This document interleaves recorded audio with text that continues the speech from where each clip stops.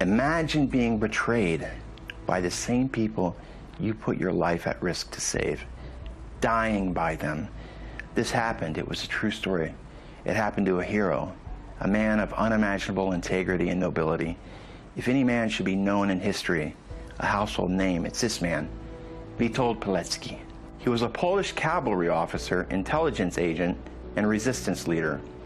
He served as a captain with the Polish army in the Polish-Soviet War. He was also the co-founder of the secret Polish army, a resistance group in German-occupied Poland, and later a member of the underground Home Army. He was the author of Witold's Report, the first comprehensive Allied intelligence report on Auschwitz concentration camp and the Holocaust. Pilecki is considered one of the greatest wartime heroes because of his efforts. Poland's chief rabbi, Michael Szudrek, writes in the Auschwitz Volunteer, Beyond Bravery, when God created the human being, God had in mind that we should all be like Captain Witold Pilecki. Historian Norman Davies writes, if there was an Allied hero who deserved to be remembered and celebrated, this was a person with very few peers. But sadly, Westerners don't even know this man. That's shocking. It's because of bias and deception, and what I believe, because of his shameful and almost unbearable death. What did he do?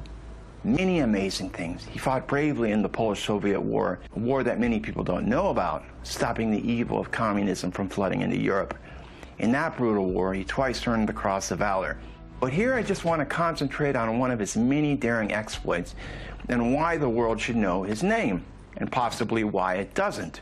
This hero purposefully got himself rounded up to go in Auschwitz to find out what was going on. He wrote a report and then tried to alert the world about Auschwitz. Sadly, many people don't even know that Polish Christians went to Auschwitz.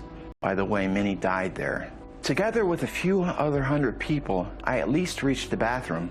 Pilecki's Auschwitz report reads, here we gave everything away into bags to which respective numbers were tied. Here, every hair of our head and body were cut off, and we were slightly sprinkled by cold water. I got a blow to my jaw with a heavy rod. I spat out 2 of my teeth. Bleeding began. From that moment on, we became mere numbers. I wore the number 4859. That was small and an early number for a camp that would 1 year later see numbers in the 15,000s. Pilecki's description of what the German officer told him, whoever will live longer, it means he steals. You will be placed in a special commando where you will live short. This was aimed to cause a quick and mental breakdown as possible.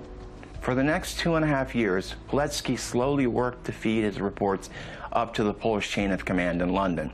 And in London, the Polish government in exile told the British and the Americans, you need to do something. You need to bomb the train tracks going out of these camps, or we will have all these Polish paratroopers drop them inside the camp.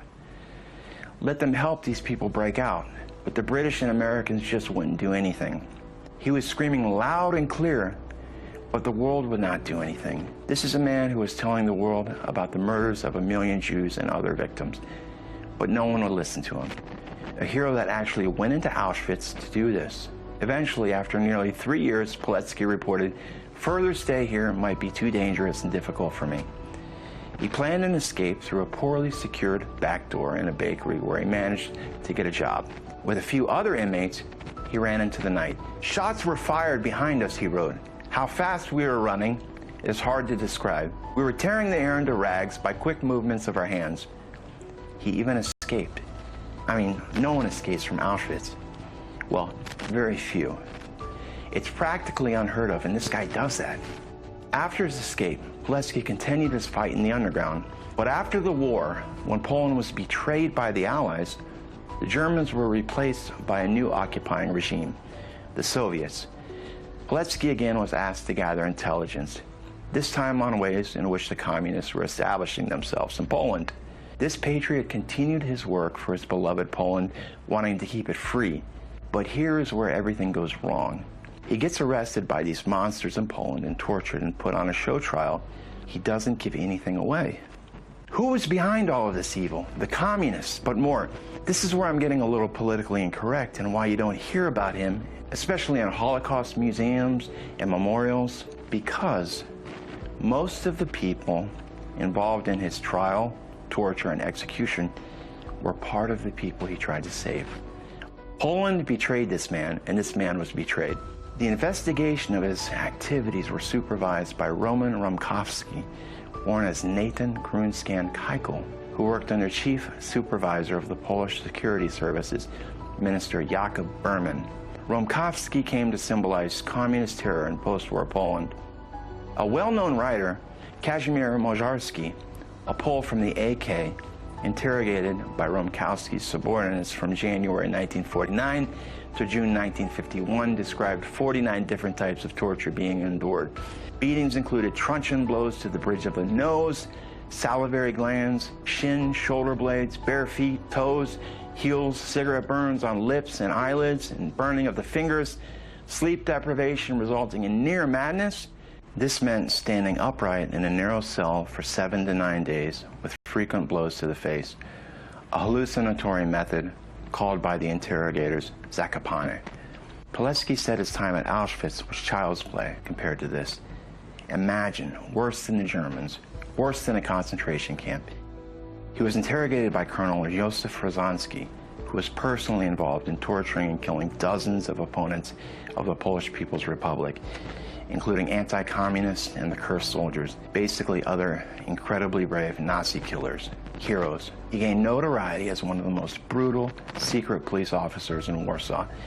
Judges involved were Zygmunt Wieselberg, Alexander Warecki, aka Alexander Warenhaupt, Marcin Dang, and of course, Stefan Michnik.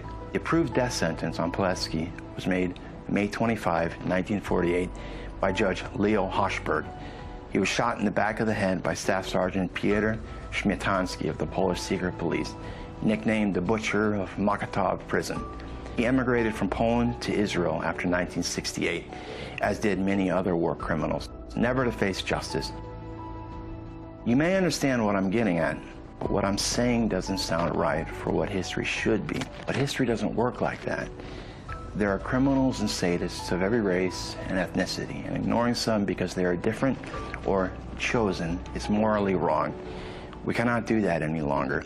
We have to speak the truth loud and clear. We are living in an Orwellian society, but it is our duty to simply tell the truth and speak the facts. Pilecki should be in every Holocaust museum. He should be honored around the world, but he is ignored.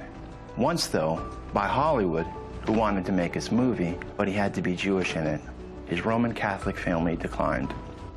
It is our duty, now that we know, to share this man's story, regardless of his most dishonorable and shameful death. Again, the name is Witold Pilecki. Please don't forget it.